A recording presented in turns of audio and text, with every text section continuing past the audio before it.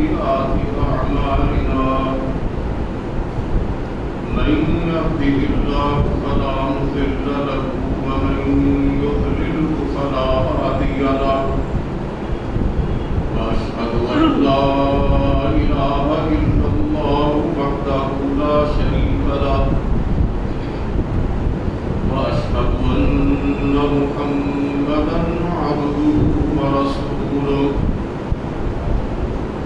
أما بعد فإن خير الحديث كتاب الله وخير الهدي هدي محمد صلى الله تعالى عليه وسلم وشر الأمور محدثاتها وكل محدثة بدعة وكل بدعة ضلالة وكل ضلالة في النار. رب اشرح لي صدري ويسر لي أمري واحلل عقدة من لساني يفقهوا قولي. أعوذ بالله السميع العليم من الشيطان الرجيم. بسم الله الرحمن الرحيم. وما كان لنبي أن يغل ومن يغل يأت بما غل يوم القيامة ثم توفى كل نفس ما كسبت وهم لا يظلمون. سب تعریف اللہ رب العالمین کے لیے ہے. بے شمار درود و سلام نبی اقدس حضرت محمد رسول اللہ صلی اللہ علیہ وآلہ وسلم کی ذات گرامی پر،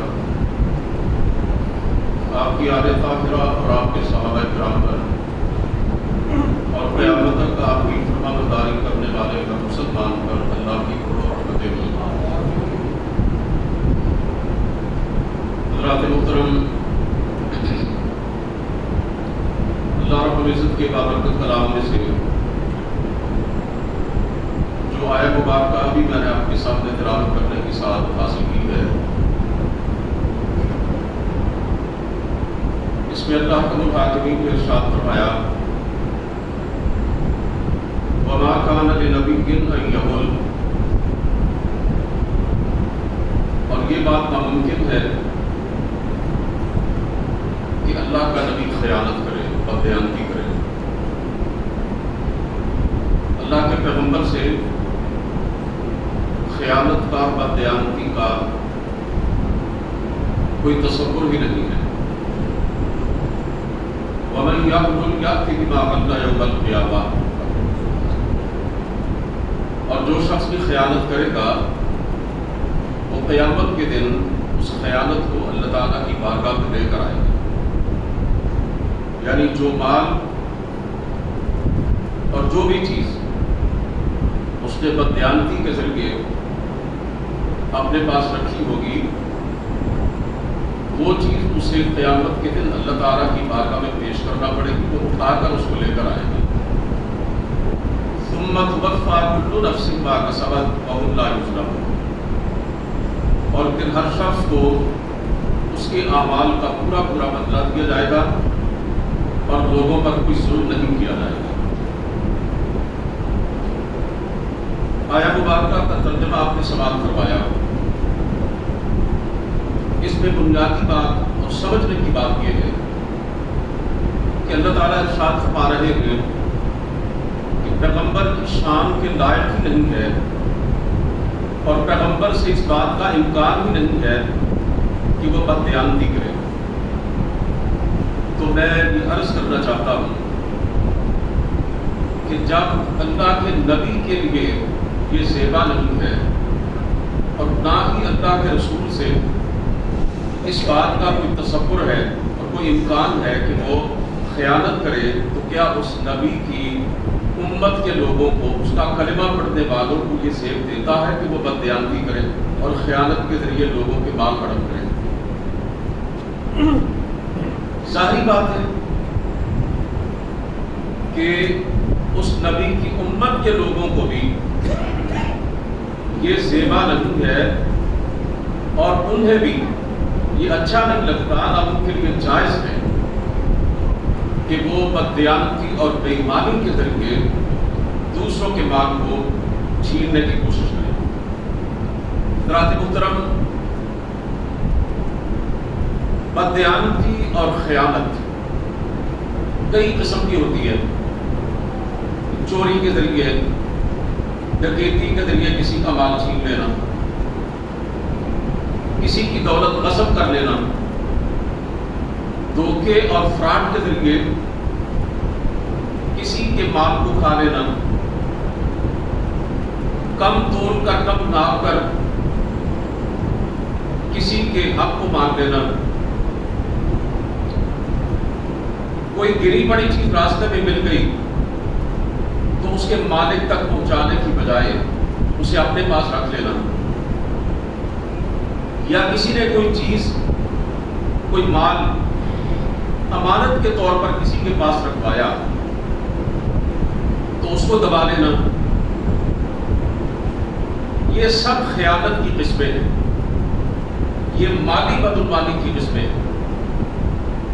لیکن یاد رکھیے، قرآن و سنت کی روح سے سب سے زیادہ سخت اور سب سے زیادہ بری مالی بدعنوانی مال غنیمت میں، یا آج کل کی اصطلاح میں اجتماعی مال کے اندر اور عوامی دولت کے اندر خیانت اور بددیانتی ہے، جو کہ عام طور پر حکمرانوں کے ذریعے یا ان کے افسران کے ذریعے، سرکاری اہلکاروں کے ذریعے کی جاتی ہے۔ سرکار دو عالم صلی اللہ علیہ وسلم نے اس پس منظر میں بڑے سخت احکامات ارشاد فرمائے۔ آپ صلی اللہ علیہ وسلم کا ارشاد گرامی ہے، من فارق الروح الجسد وهو بريء من ثلاث دخل الجنہ، جو آدمی اس حالت میں دنیا سے چلا جائے کہ وہ 3 باتوں سے پاک ہو تو وہ جنت کے اندر جائے گا۔ جنت کی بشارتیں سن کر ہم بڑے خوش ہوتے ہیں اور سبحان اللہ کہتے ہیں، لیکن جو شرائط رسول کریم صلی اللہ علیہ وسلم نے جنت میں جانے کے لیے لگائی ہیں، جب آپ ان کو سنتے ہیں تو پھر معاملہ کچھ اچھا دکھائی نہیں دیتا۔ وہ 3 چیزیں کون سی ہیں کہ اگر کوئی شخص ان سے پاک ہو کر اور بری ہو کر دنیا سے چلا جائے تو وہ جنتی ہوگا۔ آپ صلی اللہ علیہ وسلم نے فرمایا، پہلی چیز ہے الکبر، تکبر اور غرور۔ تکبر کیا ہے؟ اپنے آپ کو بڑا سمجھنا کسی بھی حوالے سے، اور لوگوں کو کم کر سمجھنا۔ اور تکبر کا دوسرا مطلب یہ ہے کہ ایک بندے کو معلوم ہے کہ یہ حق ہے اور جان بوجھ کر حق کو قبول کرنے کی بجائے اس کی مخالفت کرے۔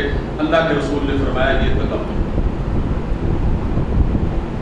بعض لوگ سخت جھگڑالو ہوتے ہیں نا، اور بڑی ڈٹائی سے کہتے ہیں ٹھیک ہے یہ بات صحیح ہے، حتیٰ کے بعد ایسے بھی ہیں جو کہتے ہیں ٹھیک ہے یہ اللہ کا قرآن ہے، یہ اللہ کے رسول کا فرمان ہے، نہیں مانتے ہم، جاؤ جو چاہے کر لو۔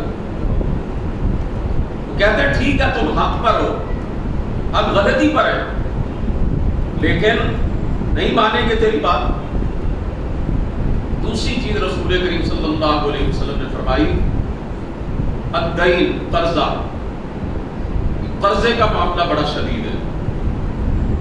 سرکار دو عالم صلی اللہ علیہ وسلم کے سامنے جب کوئی جنازہ لایا جاتا تو جب تک اس کی طرف سے ادا شدہ قرض کی ادائیگی نہ ہو جاتی یا اس کی ضمانت نہ دے دی جاتی، تب تک آپ صلی اللہ علیہ وسلم نماز جنازہ نہیں پڑھاتے۔ تیسری بات رسول کریم صلی اللہ علیہ وسلم نے فرمائی، الغلول، بددیانتی، خیانت، بے ایمانی۔ اب میرا خیال ہے کہ یہ الفاظ ایسے عام ہیں، یہ خیانت اور بددیانتی کے کو سمجھنا کوئی مشکل بات نہیں ہے۔ سرکار دو عالم صلی اللہ علیہ وسلم اپنے ہر خطبے میں یہ بات ارشاد فرماتے تھے، لا ایمان لمن لا امانۃ له ولا دین لمن لا عہد له۔ اس کا کوئی ایمان نہیں جس میں امانت داری نہیں، اس کے دعوی ایمان کی کوئی حقیقت نہیں کہ جو بدیانتی کرتا ہے، اور اس بندے کے دین کا کوئی اعتبار نہیں جو بدعہدی کرتا ہے۔ حضرت ابو ہریرہ رضی اللہ تعالیٰ عنہ فرماتے ہیں کہ غزوہ خیبر کے دن ہم رسول کریم صلی اللہ علیہ وسلم کے ساتھ نکلے، اللہ کی راہ میں جہاد کے لیے روانہ ہوئے۔ اللہ تعالیٰ نے ہمیں فتح عطا فرمائی، ہمیں بہت سا مال غنیمت ملا۔ اس میں چاندی اور سونا نہیں تھا، بلکہ سامان تھا، کھانے کی چیزیں تھیں، اور اس طرح کی کچھ اور اشیاء تھی۔ رسول کریم صلی اللہ علیہ وسلم کا طریقہ تھا کہ آپ تمام لوگوں سے کہتے کہ مال غنیمت جمع کروا دیا جائے، اور پھر اس میں سے خمس نکال کر آپ صلی اللہ علیہ وسلم لوگوں میں تقسیم کر دیا کرتے تھے۔ آپ صلی اللہ علیہ وسلم کے ساتھ اس دن ایک غلام بھی تھا جو رفاع نامی ایک آدمی نے رسول کریم صلی اللہ علیہ وسلم کو دیا تھا۔ حضرت ابو ہریرہ رضی اللہ تعالیٰ کو کہتے ہیں کہ ہم وادی میں پڑاؤ ڈالے ہوئے تھے، اور وہ غلام تھیلے میں سے اپنا سامان نکال کر دیکھ رہا تھا۔ اچانک اسے کہیں سے ایک تیر آ کر لگا جو اس کی موت کا سبب بن گیا۔ صحابہ نے کہا کہ اللہ کے رسول، اس کو شہادت مبارک ہو، اللہ کی راہ میں اس کو موت آئی ہے، بہت بڑی سعادت اسے حاصل ہوئی ہے۔ تو رسول کریم صلی اللہ علیہ وسلم نے فرمایا نہیں، اسے کوئی شہادت نہیں ملی۔ صحابہ کرام حیران ہوئے کہ ان کی آنکھوں کے سامنے تو اسے دشمن کا تیر لگا تھا، اور آپ فرما رہے ہیں کہ یہ شہید نہیں ہے۔ آپ صلی اللہ علیہ وسلم نے فرمایا وہ چادر جو اس نے مال غنیمت میں سے تقسیم کرنے والے کے ہاتھ میں پہنچنے سے پہلے چھڑا لی تھی، وہ آگ بن کر اس پر بھڑک رہی ہے۔ فقط ایک چادر کی بات ہے، عوامی خزانے میں، اجتماعی مال میں ایک معمولی سی چیز کا معاملہ ہے، اور جس نے چرائی ہے یہ چادر وہ اللہ کی راہ میں جہاد کے لیے نکلا، اور اسے دشمن کا تیر لگا جس سے وہ جاں بحق تھا، لیکن آپ صلی اللہ علیہ وسلم فرماتے ہیں یہ شہید نہیں ہے، اس ایک چادر کی وجہ سے جہنم کی آگ اس میں بڑھ رہی ہے۔ حضرت ابو رافع رضی اللہ تعالیٰ عنہ کہتے ہیں کہ سرور کائنات علیہ السلام کا معمول تھا آپ نماز عصر ادا فرماتے، اور مدینہ منورہ میں ایک قبیلہ تھا بنو عبد الاشہل، اس کے ہاں تشریف لے جاتے، بعض معاملات درپیش آتے، آپ ان کے بارے میں باتیں کرتے، گفتگو فرماتے، پھر مغرب کی نماز کا وقت جب ہوتا تو آپ واپسی کا راستہ اختیار کرتے، اپنی مسجد کی طرف روانہ۔ حضرت ابو رافع رضی اللہ تعالیٰ کو کہتے کہ ایک دن اسی طرح میں آپ کے ساتھ تھا، قبیلہ عبد الاشہل سے رسول مقبول صلی اللہ علیہ وسلم واپس تشریف لا رہے تھے۔ اچانک آپ نے فرمایا اف ہے تجھ پر، اف ہے تجھ پر، 3 دفعہ آپ نے یہ بات ارشاد فرمائی۔ حضرت ابو رافع کہتے ہیں کہ میرے سوا تو کوئی بھی آپ کے ساتھ نہیں تھا، میں نے سمجھا کہ آپ نے میرے بارے میں یہ الفاظ ارشاد فرمائے، ظاہر ہے یہ ناگواری کے الفاظ ہیں۔ تو کہتے ہیں یہ بات میرے دل پر بڑی بھاری گزری، میں آپ سے کچھ پیچھے چلنے لگا، کچھ فاصلے پر چلنے لگا۔ تھوڑی ہی دیر کے بعد سرکار دو عالم صلی اللہ علیہ وسلم نے فرمایا تم پیچھے کیوں رہ گئے؟ تو کہتے ہیں میں نے عرض کیا یا اللہ کے رسول، آپ نے میرے بارے میں یہ کہا تھا کہ اف ہے تجھ پر، آپ نے اظہار نفرت فرمایا، اظہار ناپسندیدگی فرمایا، تو میں اس لیے آپ سے کچھ پیچھے ہو گیا. آپ نے فرمایا میں نے یہ الفاظ تیرے بارے میں تو کہے ہی نہیں تھے. تو کہتے میں نے پوچھا اللہ کے رسول کس کے بارے میں کہے تھے؟ تو آپ نے فرمایا فلاں شخص کو میں نے فلاں قبیلے میں زکوٰۃ کا مال اکٹھا کرنے کے لیے بھیجا تھا، اور اس نے ایک چادر اس مال میں سے اپنے پاس رکھ لی تھی. میں نے اس کے بارے میں یہ الفاظ پڑھے، اب جیسی چادر اس نے چرائی تھی جہنم کے اندر ویسی ہی آگ کی زرہ اللہ تعالیٰ نے اس کو پہنا دی. حضرات محترم، ان احادیث سے یہ بات واضح ہو جاتی ہے کہ خیانت 1 روپے کی بھی ہو تو شریعت کے اندر وہ بہت بڑا جرم ہے، بہت بڑا گناہ. سرکار دو عالم صلی اللہ علیہ وسلم صحابہ کرام کے درمیان ایک دفعہ خطبہ دینے کے لیے کھڑے ہوئے. اس میں آپ صلی اللہ علیہ وسلم نے خیانت کا، بددیانتی کا تذکرہ کیا اور اسے بہت بڑا گناہ قرار دیا، اسے بہت بڑا جرم قرار دیا. پھر آپ نے صحابہ کرام سے فرمایا میں تم میں سے روز قیامت کسی کو اس حالت میں نہ دیکھوں کہ اس کی گردن پر بکری کا بچہ سوار ہو اور وہ آوازیں نکال رہا ہو، یا اس کی گردن پر گھوڑا سوار ہو اور وہ ہنہنا رہا ہو اور وہ مجھ سے کہے یا رسول اللہ میری مدد کیجئے. فرمایا میرا کوئی اختیار قیامت کے دن اس حوالے سے نہیں ہوگا، میں تمہیں صاف صاف بات بتلا رہا ہوں. پھر آپ نے فرمایا میں تم میں سے کسی کو اس حالت میں نہ دیکھوں کہ اس کی گردن پر اونٹ سوار ہو اور وہ بلبلا رہا ہو اور وہ مجھے دیکھے تو کہے اللہ کے رسول میری مدد کیجئے، مجھے اللہ کی گرفت اور پکڑ سے چھڑائیے، مجھے اس گناہ کے وبال سے بچائیے. آپ نے فرمایا میں دنیا میں تمہیں صاف صاف احکامات سمجھا رہا ہوں، قیامت کے دن میں تمہارے کسی کام نہیں آؤں گا. پھر آپ نے فرمایا کہ کہیں ایسا نہ ہو کہ تم میں سے کوئی بے آواز چیزیں، سونا اور چاندی جو دنیا میں اس نے بددیانتی کے ذریعے اکٹھا کیا تھا وہ اس کی گردن پر مسلط ہو، یا کپڑے اور لتے اور چیتڑے جو اس نے دنیا میں چرائے تھے وہ اس کی گردن پر رکھے ہوئے ہوں، اور وہ قیامت کے دن مجھ سے یہ کہے کہ اللہ کے رسول میرے لیے کوئی آسانی پیدا کیجئے، مجھے بچائیے. تو آپ صلی اللہ علیہ وسلم نے فرمایا میں تمہیں صاف صاف یہ بات پہنچا رہا ہوں، روز قیامت اس حوالے سے میں تمہارے کسی کام نہیں آؤں گا، اس لیے دنیا میں بددیانتی اور خیانت کا ارتکاب نہ کرو. میرے عزیزوں، آج ہمیں ان باتوں کو سمجھنے کی ضرورت ہے. آج ہمارے ملک میں بدقسمتی سے یہ کلچر بن چکا ہے کہ بددیانتی کو، خیانت کو، رشوت کو، غصب کو، دھوکے اور فراڈ کو، چوری اور ڈکیتی کو مختلف بہانوں سے لوگوں کا مال ہڑپ کرنے کو سرے سے کوئی جرم ہی نہیں سمجھا جاتا، یا جو لوگ اس کو گناہ سمجھتے ہیں ان کے دلوں میں اس کی شدت بہت کم پڑ چکی ہے. لوگ اسے ایک روٹین میٹر کے طور پر قبول کر چکے ہیں، اس لیے کہ جب گناہ کی کثرت ہوتی ہے تو اس گناہ کی سختی کا احساس لوگوں کے دلوں سے چلا جاتا ہے.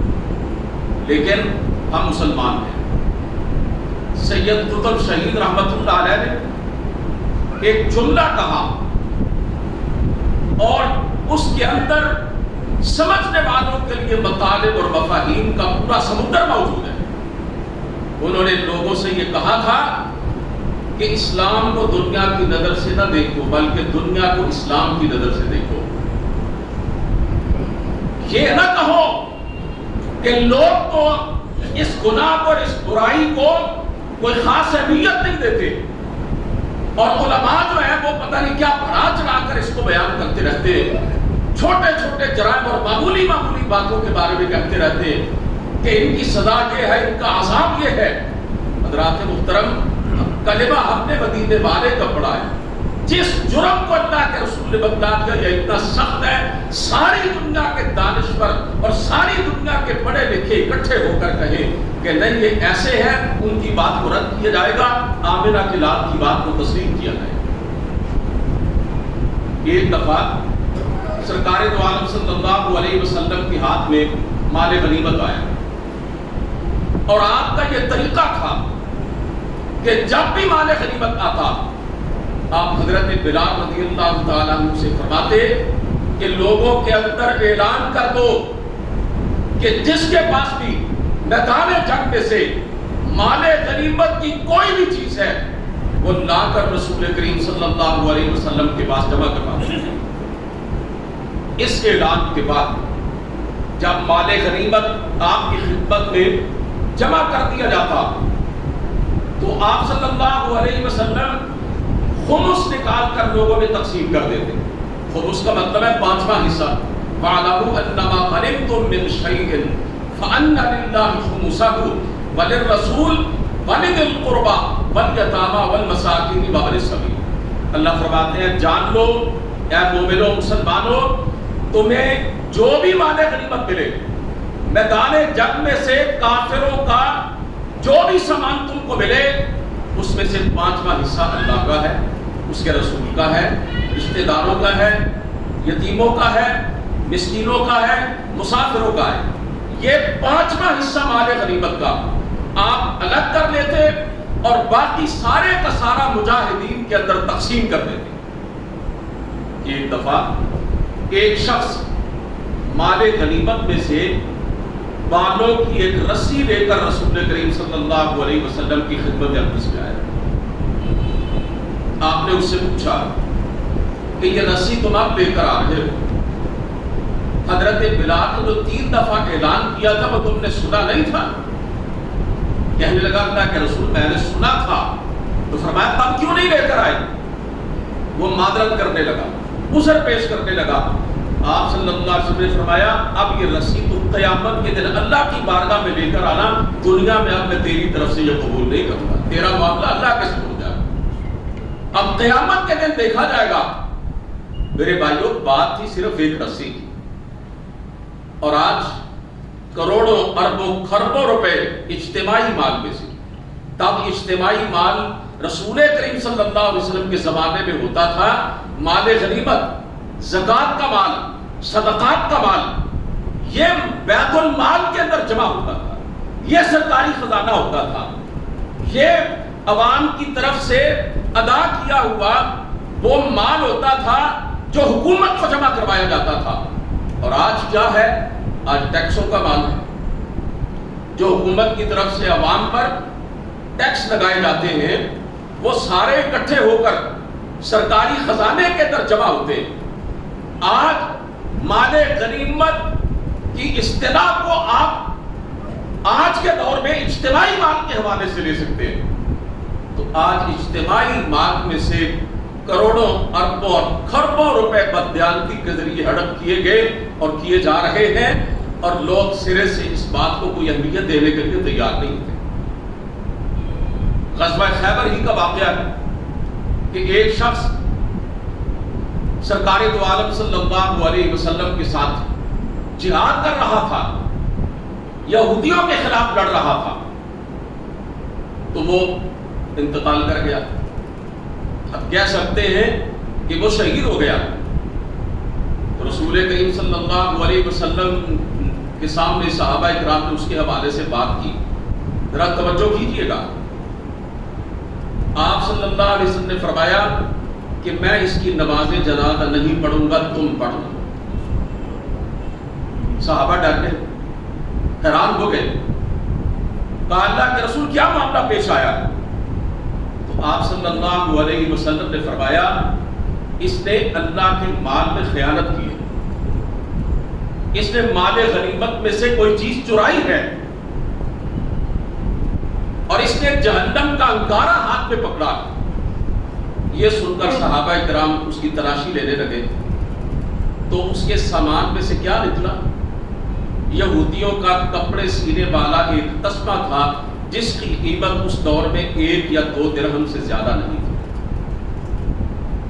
میں عرض یہ کرنا چاہتا ہوں کہ جو نبی ہمیں یہ درس دے کر گیا اور جس نے اپنے عمل سے ہمیں یہ بات سمجھائی کہ اجتماعی مال میں، عوام کی امانت میں، اگر ایک پائی، ایک رسی اور ایک تسمے کے برابر بھی کوئی چیز بندہ دبا لیتا ہے، چھپا لیتا ہے، اپنے پاس رکھ لیتا ہے، تو قیامت کے دن یہ اس کے لیے جہنم کے عذاب کی صورت میں آئے گی چیز۔ سرور کائنات علیہ الصلوۃ والسلام ایک دفعہ سفر میں تھے،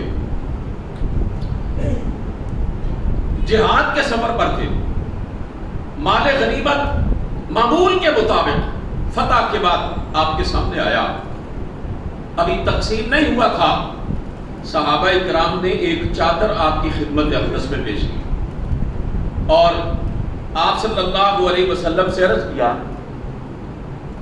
اے اللہ کے نبی، آپ اس چادر کو جب دھوپ شدت کی پڑ رہی ہو تو اپنے اوپر تان لیا کیجیے گا، اس کے ذریعے ہم آپ پر سایہ کر دیا کریں گے۔ ابھی مال غنیمت تقسیم نہیں ہوا اور تقسیم سے پہلے لینا ناجائز تھا، حرام تھا۔ آپ نے صحابہ کرام سے پتہ کیا بات ارشاد فرمائی، کیا تم یہ پسند کرتے ہو کہ تمہارا نبی آگ کے سائے کے اندر بیٹھے؟ میرے بھائیوں، ایک مسلمان کا ایمان ہے، اصل زندگی آخرت کی زندگی، یہ زندگی عارضی اور وقتی ہے اور یہ گزر جائے گی، جیسے بھی گزرے یہ گزر ہی جائے گی، صحت میں، بیماری میں، دونوں حالتوں میں گزر جائے گی، امیری میں، غریبی میں گزر ہی جائے گی، دکھ میں یا سکھ میں یہ گزر ہی جائے گی، اے سی میں یا گرمی میں یہ گزر ہی جائے گی۔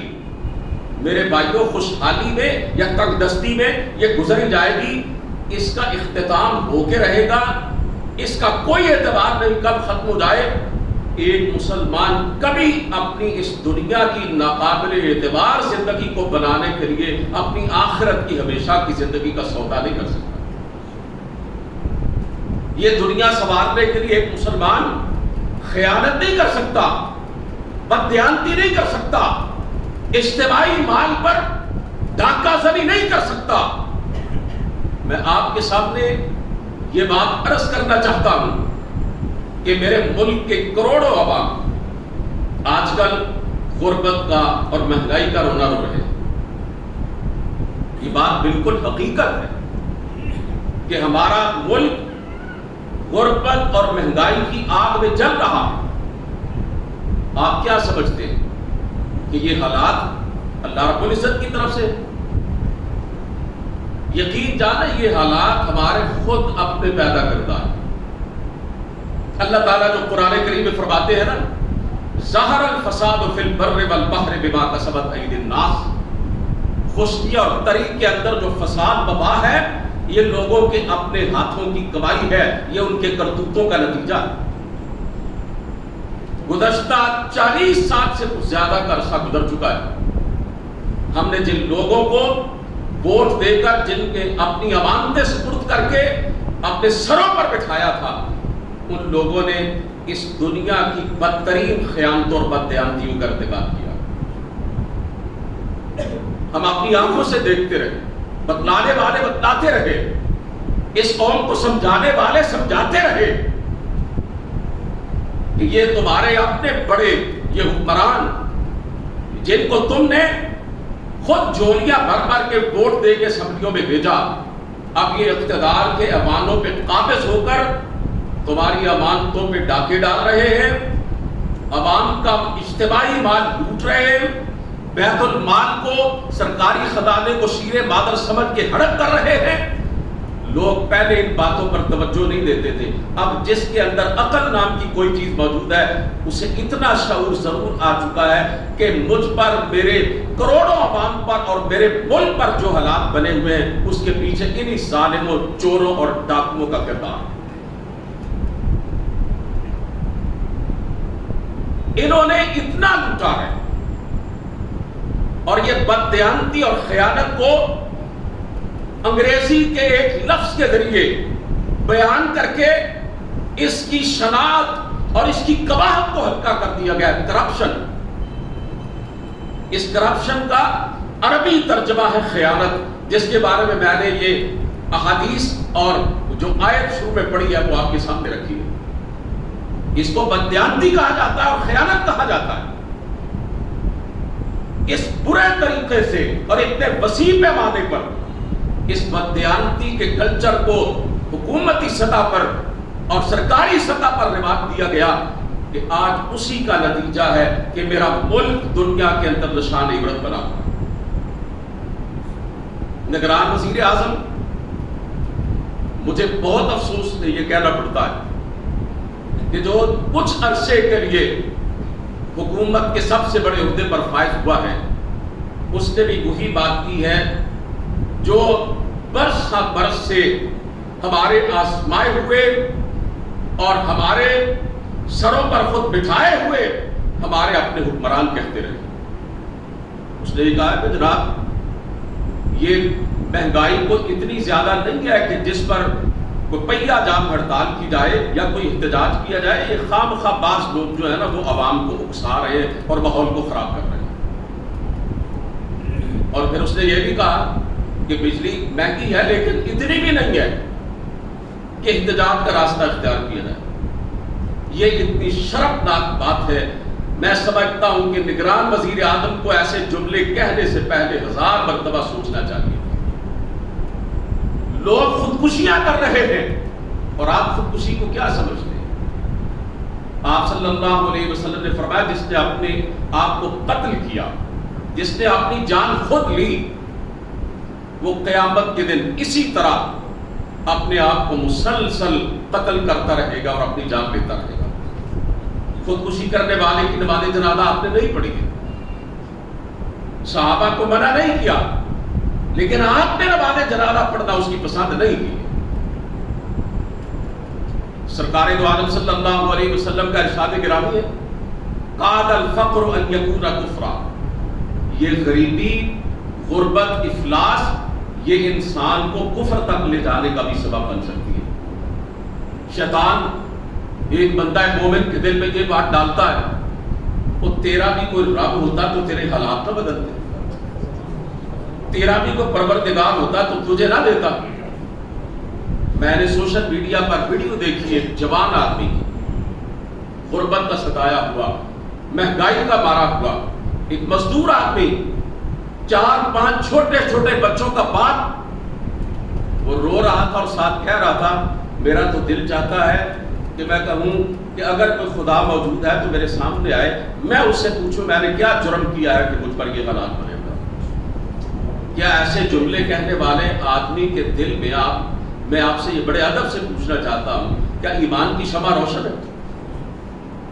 ان ظالموں، سنگ دلوں نے، غاصبوں نے، بے ایمانوں نے اتنا لوٹا ہے، قوم کا خزانہ انہوں نے اپنے ذاتی اکاؤنٹس میں جمع کروایا ہے کہ اپنے عوام کی دنیا بھی تباہ کر رہے ہیں اور آخرت بھی برباد کر رہے ہیں. ان کو مہنگائی کی چکی میں بھی پیس رہے ہیں اور ان کو ایمان سے محروم کرنے کی بھی کوشش کر رہے ہیں. اسی طرح جو شخص غربت اور مہنگائی سے تنگ آ کر اپنے ننھے منھے پھول جیسے بیٹوں اور بیٹیوں کو قتل کرتا ہے، اس کے پیچھے کس کا کردار ہے؟ میں آپ سے یہ پوچھنا چاہتا ہوں کوئی ماں یہ گوارا کر سکتی ہے؟ وہ اپنے اولاد میں اپنی جان تو دے سکتی ہے لیکن باقاعدگی ہوش و حواس اپنی اولاد کی جان لے نہیں سکتی. ماں وہ ہستی ہے جس کے بارے میں سرکار دو عالم صلی اللہ علیہ وسلم نے فرمایا المرأة التي تموت بجمع شدیدۃ. اگر کسی مسلمان عورت کے ہاں بچے کی پیدائش ہو، بڑا سخت اور کٹھن مرحلہ ہوتا ہے عورت کے لیے، اس دوران اگر اس کی موت واقع ہو جائے تو اللہ کے ہاں اسے شہید لکھا جاتا ہے. یہ ایک مسلمان اور مومن ماں کا درجہ ہے. اور باپ کیا ہے؟ فرمایا رضا رب فی رضا الوالد وسخط الرب فی سخط الوالد. اللہ کی رضا باپ کی رضا میں ہے اور اللہ کی ناراضی میں، اللہ کی ناراضی باپ کی ناراضی میں. ایک باپ جو اپنی اولاد کے لیے سایہ شفقت ہوتا ہے، جو اپنی جوانی لٹا کر اپنی اولاد کے لیے آسانیاں پیدا کرتا ہے، میرے بھائیوں میں پوچھنا چاہتا ہوں وہ کیسے اس سطح پر پہنچ جاتا ہے کہ اپنے ہاتھوں سے اپنے بیٹوں اور چھوٹی چھوٹی معصوم پھول جیسی بچیوں کو وہ فائر مار کر وہ خود ان کی جان پہلے لیتا اور پھر خود بھی اپنے آپ کو ہلاکت کے گڑھے میں گرا دیتا. ہمیں ابھی تک کچھ نہیں آتا کہ ان حالات کا ذمہ دار کون ہے. لوگوں کی یہ جو مینٹیلٹی ہے، یہ جو لوگوں کے اندر ایک افراتفری ہے اور فساد فی الارض کا یہ منظر ہے، اس کے پیچھے کون سے لوگ موجود ہیں؟ 2% طبقہ ہے اشرافیہ کا، جو اس ملک کے تمام وسائل پر اور تمام زمینوں پر قابض ہیں. ان کے بڑے بڑے عالی شان محلات ہیں. آج 2 وقت کی روٹی کے لیے ایک غریب آدمی اپنے بچوں کو ہوٹلوں پہ مزدوری کرواتا ہے اور فیکٹریوں کے اندر بیچتا ہے. کبھی آپ کو فرصت ملے نا ذرا تو تھوڑا سا اس حوالے سے حالات کا جائزہ لیجئے گا. میں نے کئی دفعہ یہ مناظر دیکھے اور ان کی جستجو کی ہے ایسا کیوں ہے. کعبے کے رب کی قسم، مہنگائی اور غربت سے تنگ آ کر لوگ اپنے 5-5 7 سال کے بچوں کو ساری رات ہوٹلوں پہ چائے پکڑانے پر مجبور ہوتے ہیں. ابھی آپ کے کاموں کی کہ ایک چائے خانے پر میں دوستوں کے ساتھ بیٹھا ہوا تھا. 6-7 سال کا بچہ تھا، چائے لے کر آیا. میں نے کہا بیٹے کتنی ڈیوٹی دو گے؟ کہنے لگا شام 6 بجے سے لے کر صبح 3 بجے تک. میں نے کہا پیسے کتنے ملیں گے؟ اس نے کہا 30 روپے. کئی بچے میں پڑھاتا بھی ہوں، میری زندگی گزر گئی پڑھاتے ہوئے. میرے کئی شاگرد ہیں 10-10 12-12 سال کے. یقین جانے اسکول سے چھٹی کے بعد وہ چھوٹے موٹے کام کرتے ہیں، فیکٹریوں کے اندر جاتے ہیں. کوئی آپ بھی باپ ہیں، میں بھی باپ ہوں. ہم یہ چاہتے ہیں نا ہمارے بچے اسکولوں میں جائیں، صاف ستھرا یونیفارم پہنے، اچھا ناشتہ کر کے جائیں، انہیں دنیا کی ہر سہولت ملے. آپ کے دل پہ اپنی اولاد کے لیے محبت ہے تو ایک مزدور کے لیے نہیں ہے، ایک غریب آدمی کے لیے نہیں ہے، ایک ماں کے لیے نہیں ہے جو بیچاری غربت کی ستائی ہوئی پتہ نہیں کس طرح اپنے دل پہ پتھر رکھ کر اپنے نونہالوں کو اسکولوں اور مدارس کی طرف بھیجنے کے بجائے فیکٹری اور ہوٹلوں پر بھیجتی. 3 کروڑ بچے اس ملک کے اسکولوں میں نہیں جا رہے. 3 کروڑ بچے کیوں نہیں جا رہے؟ اس لیے کہ وہ تو چائلڈ لیبر کے اندر انوالو ہے، وہ تو مزدوریاں کرتے ہیں، وہ تو اپنے کھیلنے کودنے اور پڑھنے لکھنے کی عمر کے اندر بڑے بڑے سخت کام کرتے ہیں. اور بظاہر یہ سڑکوں ہوٹلوں پر یہ کام کرتے چھوٹے چھوٹے نظر آنے والے بچے اللہ کی قسم اپنے گھروں کے بڑے ہیں. انہیں حالات نے اس نہج پر پہنچا دیا ہے. ایک خاندان کا سربراہ جس سوچ کا حامل ہے، اس سوچ کے حامل یہ چھوٹے چھوٹے بچے. آج کل تو سوشل میڈیا کا دور ہے. سڑکوں چوکوں چوراہوں پر ایسے بچوں سے انٹرویوز لیے جاتے ہیں. ایک بچے نے کہا تھا وہ ورک شاپ کے اندر کام کر رہا تھا اور اس سے پوچھا گیا یہ کام کیوں کرتے ہو؟ اس نے کہا کام نہیں کروں گا تو اپنی بیوہ ماں کے لیے ضروریات زندگی کا سامان کیسے لے کے جاؤں؟ جتنے پیسے مجھے ملتے ہیں میں جا کے اپنی ماں کی ہتھیلی پہ رکھ دیتا ہوں. اور حضرت عمر فاروق رضی اللہ تعالی ایک دفعہ اپنے زمانہ خلافت میں گشت کر رہے تھے. انہیں ایک بوڑھا ملا جو معذور ہو چکا تھا، جو ناکارہ ہو چکا تھا اور جو کام کاج کے قابل نہیں رہا تھا. وہ غیر مسلم تھا، مسلمان بھی نہیں تھا.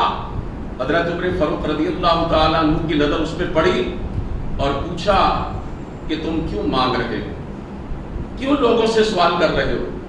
کہنے لگا کہ میں کام کاج کرنے کے قابل نہیں ہوں، اپنی زندگی کی ضروریات کیسے پوری کروں گا؟ حضرت عمر فاروق رضی اللہ تعالیٰ عنہ واپس گئے اور سب سے پہلا آرڈر یہ جاری کیا کہ یہ ظلم ہے کہ ہم ذمیوں سے کام لیتے رہے. اپنے علاقوں کے اندر جو غیر مسلم ہیں ان سے ہم اپنے اپنے کام لیتے رہے، اور جب وہ بوڑھے ہو جائیں تو ان کو ان کے حالات پہ چھوڑ دیں. کہنے لگے پوری میری لاکھوں مربع میل کی وسیع اور اس سلطنت کے اندر جتنے بھی غیر مسلم ذمی ہیں، بوڑھے ہیں، جو ناکارہ عمر کو پہنچ چکے ہیں، آج کے بعد انہیں وظیفہ دیا جائے گا اور ان کی ساری ضروریات کا اہتمام کیا جائے گا تو سرکاری خزانے سے اور بیت المال سے کیا جائے گا. یہ دنیا کا پہلا وہ جو اولڈ ایج بینیفٹ ہے نا، جسے EOBI کہتے ہیں، یہ پہلا اسکالرشپ تھا جو حضرت عمر رضی اللہ تعالیٰ نے جاری کیا، اور آج پورے یورپ، امریکہ اور کینیڈا، دنیا کے دوسرے ملکوں کے اندر رائج ہے. حضرات محترم، ہم نے اللہ تعالیٰ نے سوچنے سمجھنے کی صلاحیتوں سے نوازا ہے. اللہ نے ہمیں شعور کی دولت دی ہے. پروردگار نے ہمیں ایمان کی نعمت سے سرفراز کیا. ہم بھی ذرا غور کریں کہ کوئی اس حوالے سے ہماری بھی ذمہ داری بنتی ہے یا نہیں بنتی. ان اللہ لا یغیر ما بقوم حتی یغیروا ما بانفسہم، یہ اللہ تعالیٰ کا فرمان عالی شان ہے. اللہ تعالیٰ اپنا قاعدہ کلیہ بیان فرما رہے ہیں، اپنا قانون بیان فرما رہے ہیں. کیا کہہ رہے ہیں اللہ؟ کہ میں اس وقت تک کسی قوم کی حالت نہیں بدلتا جب تک وہ قوم خود اپنی حالت کو بدلنے کے لیے جدوجہد نہیں کرتی. آج ہم حالات کے ساتھ سمجھوتا کر بیٹھتے ہیں، شکست خوردہ ذہنیت کو لے کر اپنے گھروں کے اندر دبک جاتے ہیں. آج پورے ملک کے اندر ایک ہی آواز ہے، توانا آواز ہے، جو غربت، مہنگائی اور بدعنوانی کے خلاف ملک کے چپے چپے پر سنائی دے رہی ہے، اور وہ آواز ہے امیر جماعت اسلامی پاکستان جناب سراج الحق صاحب. دوسری کوئی آواز کیوں نہیں اٹھتی ہے؟ اس لیے کہ ساری دوسری آوازیں جو ہیں وہ کرپشن اور بدعنوانی کے بوجھ تلے دبی ہوئی. 1.5 سال کے عرصے میں عوام کا جو کچومر نکال دیا گیا مہنگائی اور بجلی کے بلوں اور پیٹرول کے نرخوں میں اضافہ کر کے، وہ کس کی حکومت تھی؟ PDM کی صورت میں 13 چھوٹی اور بڑی سیاسی جماعتوں کی حکومت تھی. ان کے اندر کیسے یہ اخلاقی جرأت پیدا ہو کہ وہ مہنگائی اور غربت کے خلاف میدان عمل میں نکلے اور اس کے خلاف اپنی آواز اٹھا سکے. آواز تو بھی اٹھاتا ہے نا جس کا اپنا لنگوٹا صاف ہوتا ہے.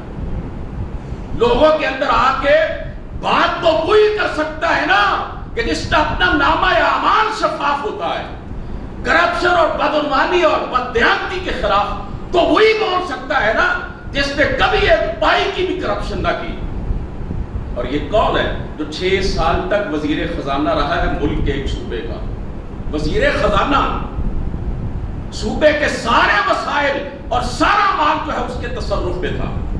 اس نے 6 بجٹ دیے لیکن 1 پیسے کی بھی کرپشن نہیں کی، اور اس نے اپنے آپ کو احتساب کے لیے پیش کیا اور کہا کہ کسی کو مجھ پر کوئی اعتراض ہے تو میرے سامنے بات کرے، میں اس کا اعتراض اور اس کا الزام دور کرنے کے لیے تیار ہوں.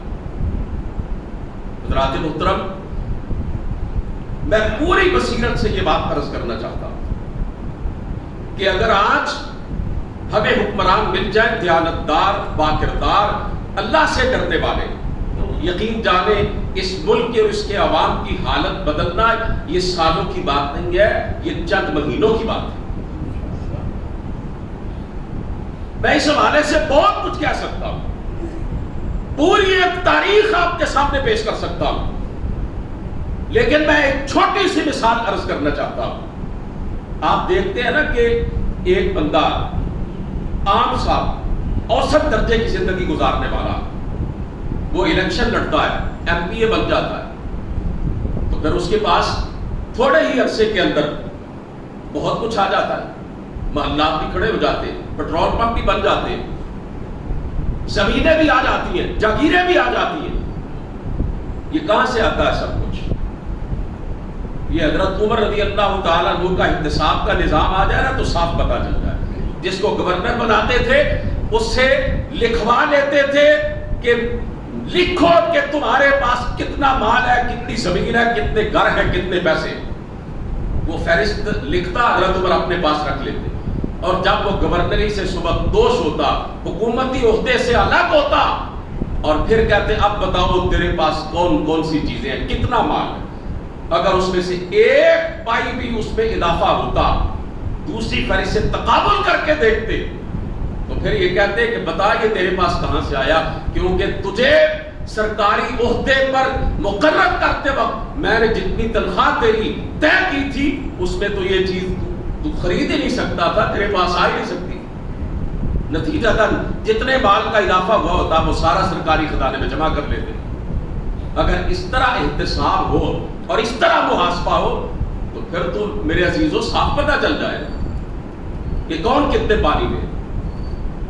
سینکڑوں آپ کے سامنے مثالیں موجود ہیں، آپ چھوٹے چھوٹے سرکاری افسروں کو دیکھ لیجیے، تنخواہ ان کی کوئی 1 لاکھ 1.5 لاکھ کے قریب ہے، لیکن لائف سٹائل ان کا ارب پتیوں جیسا ہے۔ یہی تو سارے ثبوت ہوتے ہیں۔ اور ایک سندھ اسمبلی کا ایک نوجوان ایم پی ہے، کئی دفعہ میں اس سے مل چکا، جماعت اسلامی کی مرکزی مجلس شورا کے اجلاسوں میں کئی دفعہ اس سے ملاقات رہی ہے۔ یہ جن کپڑوں میں آپ کے سامنے اس وقت کھڑا ہوں نا، یہ اس ایم پی اے سید عبدالرشید کے کپڑوں سے کہیں اعلیٰ درجے کے کپڑے ہیں جو اس وقت میں نے پہنے ہوئے۔ 5 سال وہ سندھ اسمبلی کا ممبر رہا اور اپنے اختیارات سے ناجائز فائدہ اٹھا کے اپنے ضمیر کو بیچ کے باطل کے ساتھ سمجھوتا کر کے پیسہ بنانا بڑی دور کی بات، اسے جو تنخواہ ملی اور جو مراعات ملی ہیں اس نے ایک ایک پیسہ اپنے حلقے کے عوام پر لگایا۔